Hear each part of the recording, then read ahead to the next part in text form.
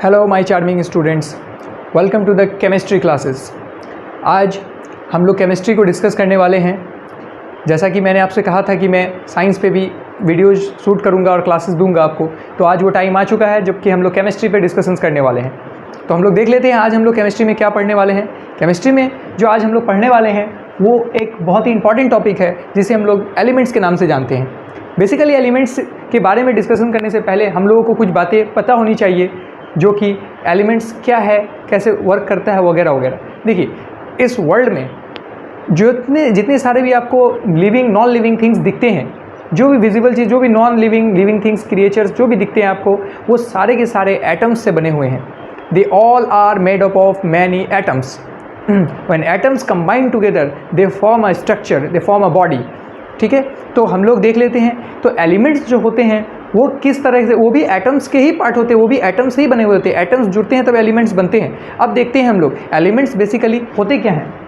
Elements which cannot be splitted up into two or more substances by the usual chemical method of applying heat, light or electric energy।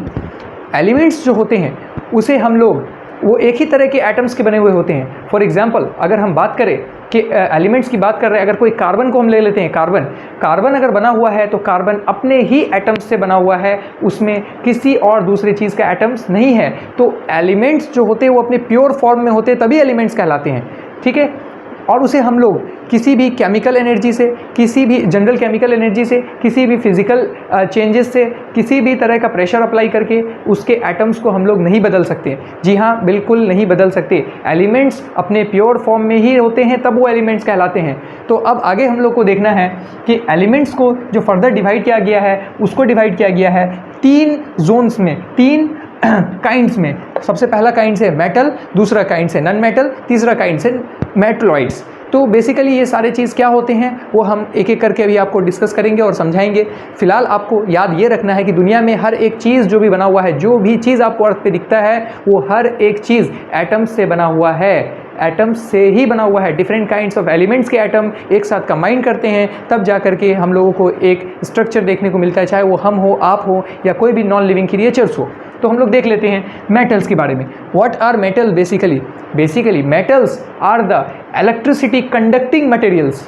Metals जो होते हैं, इसका definition होता है they are lustrous, they are, ये properties है metals की। Metals lustrous होते हैं, मतलब कि मेटल्स जो होते हैं सोनोरस भी होते हैं, लस्चरस भी होते हैं, डक्टाइल भी होते हैं। मतलब कि इसे हम लोग बीट करके एक प्लेट की शीट में हम लोग शीट बना सकते हैं। इसे खींच करके हम लोग वायर के शक्ल में बना सकते हैं, वायर की शक्ल दे सकते हैं प्रेशर अप्लाई करके, और इससे हम लोग सोनोरस मधुर साउंड भी निकाल सकते हैं। आप लोगों ने अपने स्कूल्स में देखा होगा कि जो बेल्स लगे हुए होते हैं वो आयरन के बेल होते हैं। उसको जब हम लोग रिंग करते हैं, प्रेशर अप्लाई करते हैं, किसी चीज़ से बीट करते हैं, तो उसमें से एक बहुत ही अच्छा ध्वनि निकलती है, एक अच्छा साउंड निकलता है। तो मेटल्स ही अच्छा साउंड जनरेट कर सकता है। ये प्रॉपर्टी नॉन मेटल्स में एब्सेंट होती है। और आप लोगों ने देखा होगा आपके घर में, आपके स्कूल कॉलेजेस में, हर जगह आपने जो वायर देखा है, इलेक्ट्रिसिटी का काम देखा, वो सारा का सारा मेटल वायर से किया जाता है, क्योंकि एक तो ये इलेक्ट्रिसिटी का गुड कंडक्टर होता है, दूसरा नंबर चीज़ ये लस्चरस होता है, सोनोरस होता है, शाइनी होता है। ठीक है, इसको पॉलिश करना आसान है, इसको खींच करके स्ट्रेच करना आसान है, ये मजबूत भी होता है, हार्ड भी होता है as compare to non metals. तो इसके कुछ एग्जांपल्स हैं। अगर आप लोग बोलेंगे कि हाँ सर, ये कंडक्टिविटी, इलेक्ट्रिसिटी का गुड कंडक्टर मेटल्स ही क्यों होता है, नॉन मेटल्स क्यों नहीं होता है, तो ये एक अलग टॉपिक ऑफ डिस्कशन है, एक अलग टॉपिक है डिस्कशन का, जिसको हम लोग आगे आने वाले किसी वीडियो में ज़रूर डिस्कस करेंगे, क्योंकि ये भी बहुत ही इंपॉर्टेंट टॉपिक है और मेरा फेवरेट टॉपिक है कि इलेक्ट्रिसिटी मेटल्स में ही क्यों कंडक्ट करता है। मैंने सबसे ज़्यादा अगर स्टडी किया है तो इसी पर्टिकुलर टॉपिक को स्टडी किया है। अब देख लेते हैं मेटल्स के बारे में। जो मेटल्स का एग्जांपल है, Al एल्यूमिनियम को रिप्रेजेंट करता है, Cu कॉपर को, Zn जिंक को, Ag सिल्वर को और Hg मरकरी को। मैंने यहाँ मरकरी को अलग से क्यों लिखा है, क्योंकि मेटल्स जो हम लोगों के मेटल्स होते हैं ना, वो सारे के सारे मेटल्स रूम टेम्परेचर पे किस में होते हैं, सारे के सारे सॉलिड फॉर्म में होते हैं, एक्सेप्ट मरकरी। मरकरी जो होता है वो रूम टेम्परेचर पे भी लिक्विड फॉर्म में पाया जाता है। आपको याद रखना है, पूछ सकता है कि कौन सा ऐसा मेटल है दुनिया में, ये इकलौता ऐसा मेटल है जो कि अपने रूम टेम्परेचर में भी लिक्विड स्टेज में पाया जाता है। मरकरी, जी हाँ वही मरकरी जिससे हम लोग थर्मोमीटर के अंदर यूज़ करते हैं नापने के लिए, किसको, मेजरमेंट करने के लिए फीवर का, जो कि हम लोगों को फीवर के बारे में बताता है। Hg ये बहुत ही डेंजरस एलिमेंट भी होता है बाय द वे। मरकरी के ऊपर भी कभी एक वीडियो अगर शूट किया तो मरकरी के ऊपर डिटेल में बात करेंगे। फिलहाल आज हम लोग अभी देख रहे हैं मेटल्स के ऊपर में। तो देखिए नॉन मेटल्स, अब नॉन मेटल्स पे आते हैं। नॉन मेटल्स जस्ट मेटल्स का उल्टा होता है।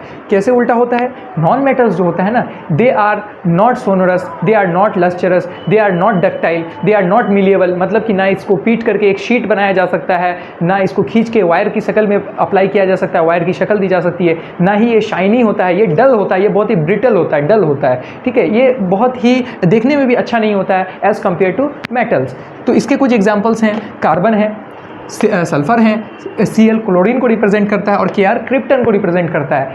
ये जो सारा सिंबल यूज़ किया जाता है ना केमिस्ट्री में, सब सिंबल यूज़ किया जाता है। जब हम आपको अलग से एलिमेंट टेबल पढ़ाएंगे, पीरियोडिक टेबल पढ़ाएंगे जिसमें एलिमेंट्स को, नॉन मेटल्स को, मेटेलॉइड्स को सबको अरेंज किया गया है एक पर्टिकुलर एक सीक्वेंस में, तब हम आप लोगों को डिटेल में बताएंगे कि ये सारा चीज़ इस तरह से क्यों यूज़ किया जाता है। देखिए ये सब सिंबॉलिक रिप्रेजेंटेशन है केमिस्ट्री में, इन सारी चीज़ों को सिंबॉलिक रिप्रेजेंटेशन में यूज़ किया जाता है। आते हैं हम लोग मेटेलॉइड्स की तरफ। मेटेलॉइड्स इन दोनों का मिश्रण होता है। मिश्रण मतलब कि कहने का मतलब मेटेलॉइड्स में इन दोनों का एटम्स नहीं होता है। इसकी जो प्रॉपर्टी होती है ना, ये मेटल्स और नॉन मेटल्स का आधा अधूरा होता है। यानी कि जो मेटेलॉइड्स होते हैं उसमें मेटल्स की थोड़ी प्रॉपर्टी होती है और नॉन मेटल्स की थोड़ी प्रॉपर्टी होती है। इन दोनों का आधा आधा प्रॉपर्टी ये शो करता है। इसका बेसिकली क्या होता है, बोरोन, सिलिकॉन और जर्मेनियम, ये मेटेलॉइड्स है। मतलब कि ये मेटल की तरह भी रिएक्ट करता है, कुछ प्रॉपर्टी इसमें मेटल्स की जैसी है, कुछ प्रॉपर्टी इसमें नॉन मेटल्स की जैसी है।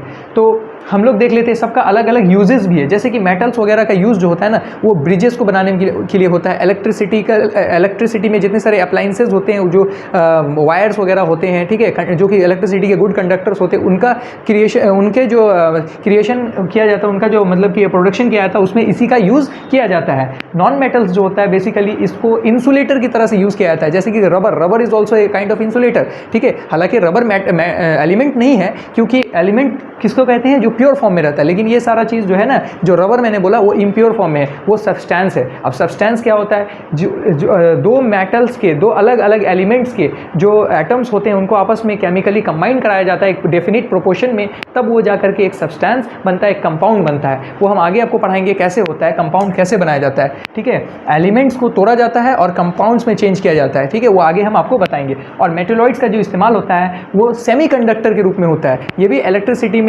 बहुत, इलेक्ट्रिसिटी के फील्ड में बहुत ज़्यादा पर्टिकुलर इंपॉर्टेंस रखता है, ठीक है। जैसे कि बोरोन हुआ, सिलिकॉन हुआ, जर्मेनियम हुआ, इन सारी चीज़ों का अपना अपना यूजेज है, ठीक है। तो आप लोग मेरे हिसाब से समझ चुके होंगे कि एलिमेंट्स क्या होते हैं। इसका जो 3 पार्ट में इसको विभाजित किया गया है, ये 3 part metals, non metals, metalloids क्या होते हैं। आई होप कि ये सारा कॉन्सेप्ट क्लियर हो गया होगा। अगर अभी भी कोई कॉन्सेप्ट बाकी है तो आप मुझे कमेंट सेक्शन में कमेंट करके ज़रूर बताएं। इसका 100% दूसरा पार्ट ज़रूर आएगा, क्योंकि इसको हम लोग डिटेल में स्टडी करेंगे कि जब हम लोग पढ़ेंगे इसकी प्रॉपर्टीज़ को अच्छे से डिटेल में पढ़ेंगे कि इसकी प्रॉपर्टीज़ कैसे इन दूसरे से अलग होती है। तो इसका सेकंड वीडियो का आप इंतज़ार कीजिए। आज की क्लास में बस इतना ही। और आप लोगों से, अगर आप पहली बार मेरे इस चैनल पर आ रहे हैं एजुकेट योर सेरेब्रम, तो इस चैनल को सब्सक्राइब करें, लाइक करें और अपने फ्रेंड सर्कल में शेयर करें। Thank you, have a nice day, bye bye.